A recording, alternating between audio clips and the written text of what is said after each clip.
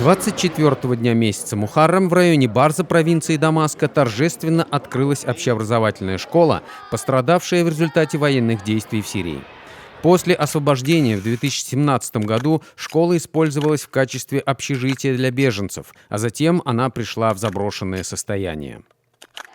В течение 6 месяцев шел ремонт этого большого здания. Это здание пятиэтажное для мальчиков 13-15 лет, рассчитан на 1200 учеников. Сегодня все работы выполнены, то есть мы делали не просто косметический ремонт, но и меняли полностью канализацию, электропроводку. И сегодня с новой мебелью, с новыми партами, стульями, да, с новыми такими ученическими оборудованием дети получают знания, благодарят братьев из России, и мы смотрим на них, и мы тоже радуемся, что такая работа проделана, и что эти дети, которые остались без отцов, остались без здоровья, но они сегодня зато с радостью и с настроением идут в школу получать знания и благодарят своих старших братьев из России.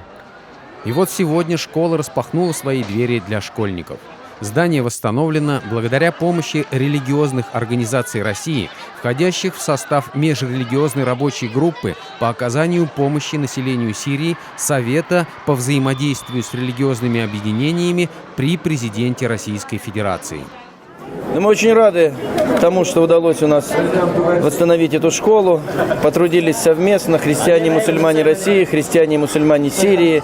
Мы все братья вместе трудились, старались, чтобы школа получилась красивой, чтобы детям было удобно в ней учиться. Мы очень любим сирийских детей и надеемся, что они вырастут патриотами своей страны и будут делать все для того, чтобы Сирия развивалась, была процветающей страной, очень мощной, сильной, и чтобы в Сирии были всегда мир и дружба между всеми, кто в ней проживает. Активное участие в сборе средств приняло Духовное управление мусульман Республики Татарстан. Вот, к примеру, Нижнекамск. Сбор денег состоялся таким образом, что каждый желающий мог прийти в центральную мечеть и внести свой вклад для поддержки сирийских детей. Среди них были и верующие мусульмане, и простые люди, и православные, кто желал.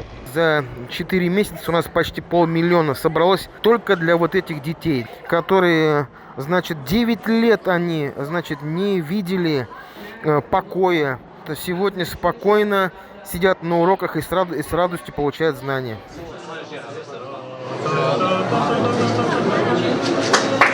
В официальной церемонии открытия школы приняли участие ответственный секретарь Совета по взаимодействию с религиозными объединениями при президенте Российской Федерации Сергей Алексеевич Мельников, муфтий Татарстана Камиль Хазрат Самигуллин, муфтий Духовного собрания мусульман России Альбир Хазрат Кырганов, а также представители российского посольства, консульства и другие. Пусть Аллах убережет все страны и народы от того, что пришлось пережить сирийцам и их детям в результате боевых действий. Да ниспошлет Всевышний Аллах этой стране мира и воздаст благом всем, кто внес личные пожертвования на реставрацию этой школы.